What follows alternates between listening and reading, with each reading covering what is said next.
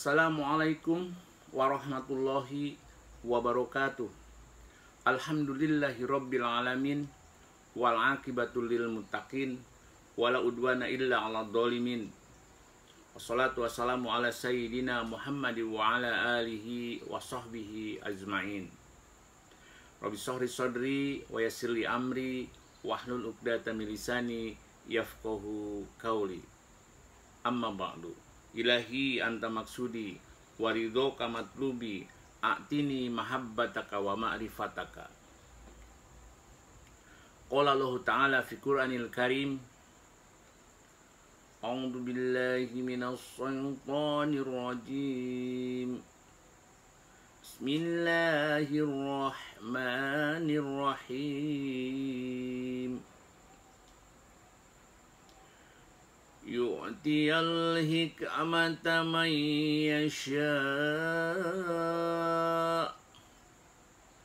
wa man yu'tal hikmata faqad utiya khairan katsira wa ma yadhakkaru illa ulul albab. Shadaqallahul azim. Teman-teman yang berbahagia dan dimuliakan Allah, selamat berjumpa kembali dengan saya Arif Billah alias Jojok Suparjo. Pada kesempatan ini saya ingin membahas sebuah tema dengan judul Sang Pemilik Al-Albab. Teman-teman yang berbahagia, Syekh Muhammad Al-Ghazali, beliau adalah seorang tokoh kebangkitan Islam moderat di abad ke-20. Beliau menulis lebih dari 94 judul buku, dan beliau lahir di desa Nakla Al-Inab, Bukhairah, Mesir pada tanggal 22 September 1917. Syekh Muhammad Al-Ghazali membagi manusia menjadi dua tipe. Disebutkan bahwa kedua tipe tersebut perlu mendapatkan pertolongan. Yang pertama adalah orang-orang yang jiwanya penuh dengan kecintaan kepada Allah dan Rasul-Nya. Hatinya dipenuhi dengan kehangatan spiritual yang sangat dalam, tetapi wawasan mereka tentang hukum-hukum Al-Quran dan As-Sunnah masih dikatakan lemah. Tipe orang ini bermakomkan ihsan. Ia melihat bahwa segala sesuatu adalah atas qadarnya tanpa melihat risalah syariah atau makom Islam yang dibawa oleh Rasulullah SAW. Orang-orang tipe ini termasuk atau dikatakan zindik karena telah mengingkari asbab. Artinya ia beribadah kepada Allah dengan tidak menghiraukan syariat yang telah dibawa oleh Rasulullah SAW, di mana ibadah ini adalah merupakan sebab untuk mendapatkan keridhaan Allah Subhanahu wa Ta'ala. Yang kedua, dikatakan oleh Syekh Muhammad Al-Ghazali adalah orang-orang yang akalnya cerdas, ilmunya sangat luas, bicaranya lancar, nyerocos, mengetahui banyak hal tentang hukum-hukum agama. Ibadah-ibadah ritualnya sangat tekun, tapi jiwanya dingin, nuraninya hampa, hatinya keras, bahkan cenderung angkuh. Dikatakan oleh Syekh Muhammad Al-Ghazali, orang-orang seperti ini termasuk golongan orang-orang fasik, karena hanya bermakomkan Islam dan iman tanpa bermakomkan ihsan.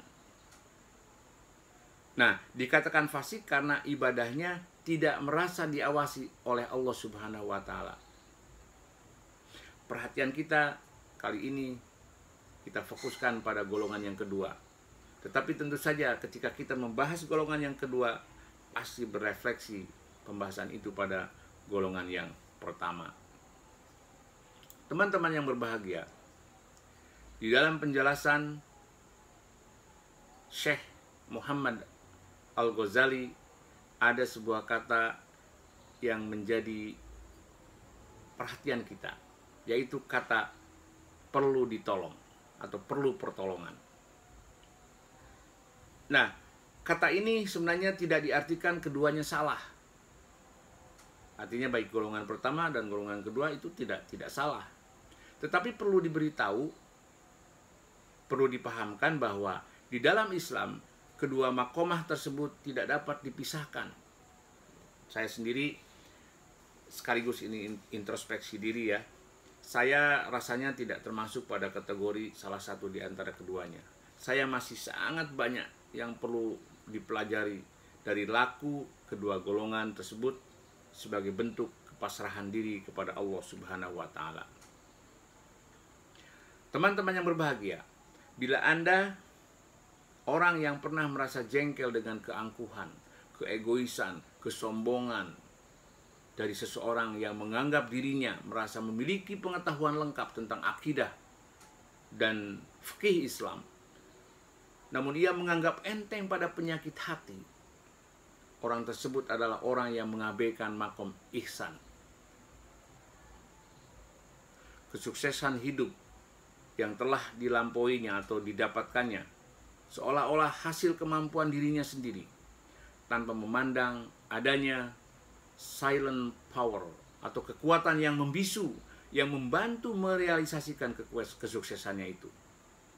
Orang-orang ini cenderung memahami agama secara eksoteris saja. Menurut hemat saya, 4 aspek dalam mengkaji Islam, yaitu syariat, torekoh, hakikat, dan ma'rifat, perlu kita pelajari benar-benar kalau kita mau memahami Islam secara utuh. Hanya yang tidak habis pikir, orang-orang seperti itu merasa dirinya telah menjadi orang yang benar-benar muslim kafah, yang paripurna. Padahal yang disebut dengan muslim kafah adalah muslim yang memiliki keselarasan antara pikiran dan nuraninya, selalu mengedepankan kebersamaan dengan Allah dan tentu saja sesama makhluknya, hingga tanpa disadari kebersamaan dengan Allah terus membias dalam kehidupan sehari-hari mereka, dan tentu saja sesamanya akan merasakan apabila berdekatan dengan mereka, apabila berada di sekitarnya, mereka merasa nyaman dan tentram. Saya pernah dihadapkan pada fenomena yang sangat nyata. Kejadiannya 4 tahun yang lalu, saya diminta pimpinan untuk merealisasikan pembangunan asrama sebagai implementasi hasil kerjasama dengan institusi dari luar negeri. Lahan yang digunakan untuk pembangunan tersebut bersebelahan dengan masjid kebetulan itu. Dan si Fulan sebagai ketua takmir masjid, yang sekaligus beliau adalah seorang dosen pendidikan agama Islam, tampaknya merasa terusik dengan proses pembangunan asrama tersebut. Lalu si Fulan berusaha untuk menggagalkan kelancaran pembangunan asrama tersebut. Padahal seluruh kebutuhan administrasi untuk pelaksanaan pembangunan asrama tersebut sudah dilengkapi dan disetujui oleh pimpinan, bahkan oleh pemerintah. Nah, pendek cerita teman-teman, dengan serta-merta si Fulan menghalangi kelancaran pembangunan asrama. Kontraktor pembangunan asrama tersebut melapor kepada kami bahwa proses pembangunan dihentikan oleh si Fulan. Berkali-kali laporan itu saya terima. Akhirnya keluh kesah pihak kontraktor yang di dalamnya terdapat institusi dari luar negeri, yang tentu apabila tidak diselesaikan ini sangat memalukan, saya diskusikan dengan pimpinan. Hasil diskusi adalah pimpinan menyarankan untuk mengganti secara cepat kepengurusan takmir masjid itu. Setelah diganti, si Fulan dipersilahkan keluar dari rumah hunian yang biasa digunakan oleh ketua takmir masjid. Inilah akibat sifat arogan orang-orang yang tahu masalah Islam tetapi hanya di permukaan saja. Semuanya tidak ada yang salah, tapi makomnya baru sampai di situ. Seseorang yang seolah-olah menunjukkan kompetensi dalam bidang akidah, fikih, dan hal-hal yang berkaitan dengan ilmu agama tidak dimunculkan dalam hatinya dan tidak dipahamkan pada dirinya, sehingga pemahaman hakikat selalu menyalahkan hal-hal yang tidak sesuai dengan pikirannya. Namun bagi saya, dalam setiap peristiwa pasti terkandung pelajaran yang sangat besar, dan itu hanya dapat dipahami oleh orang-orang yang ulil albab. Katakanlah, tidak sama yang buruk dengan yang baik. Meskipun banyaknya yang buruk itu menarik hatimu, maka bertawakallah kepada Allah, hai orang-orang yang berakal, agar kamu mendapat keberuntungan. Di dalam surat Al-Maidah ayat 100. Teman-teman yang berbahagia, standar nilai kemanfaatan seseorang tidak terletak pada luasnya seseorang tersebut mengetahui hal-hal tentang agama, tetapi terletak pada akal sehat dan ketepatan, ketakwaan, serta ia memiliki pemikiran yang sesuai dengan tuntunan Al-Quran dan sunnahnya. Karena itu berhati-hatilah dengan pengetahuan yang Anda miliki. Bisa-bisa dialah yang menghijab dan menjerumuskan Anda pada kefasikan. Hakikat ulul albab adalah orang yang menggunakan akalnya untuk mengenal siapa Allah, bagaimana sifat-sifatnya, dengan melihat ayat-ayat Allah, baik ayat kauniyah maupun ayat-ayat syariah.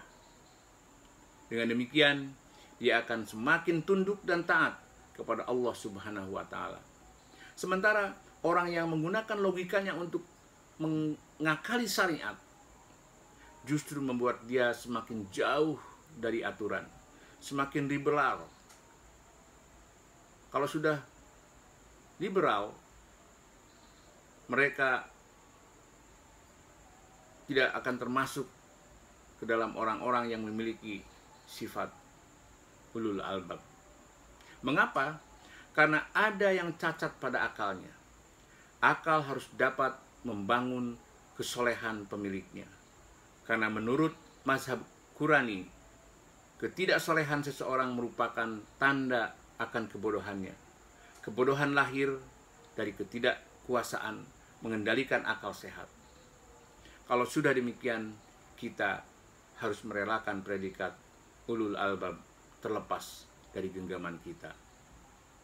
Mudah-mudahan kita mampu mengendalikan akal kita, sehingga kita termasuk orang-orang yang memiliki kategori ulul albab, memahami syariat, hakikat, torekot, dan ma'rifat. Wabillahi taufiq wa hidayah. Wassalamualaikum warahmatullahi wabarakatuh.